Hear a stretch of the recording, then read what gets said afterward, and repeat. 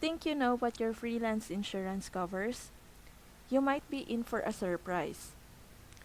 Freelancers often believe they don't need much insurance until they face a problem and realize they were never covered for it.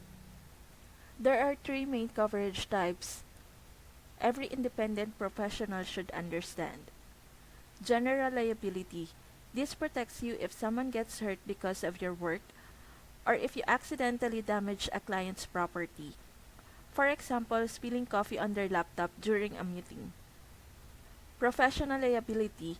This is your defense against clients' claim that your work caused them a loss. It covers legal fees, settlements, and even situations where you didn't actually make a mistake. Commercial property. This protects your tools, equipments, or workspace from theft, fire, or other damage.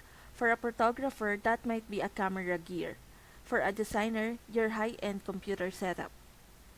With Next Insurance, you can choose just one type or mix and match all three to cover your real risk. You can set your own coverage limits and you can get insured online in under 10 minutes. Don't guess at what your policy covers. Know for sure. Click the link in my description and protect your freelance business with Next Insurance.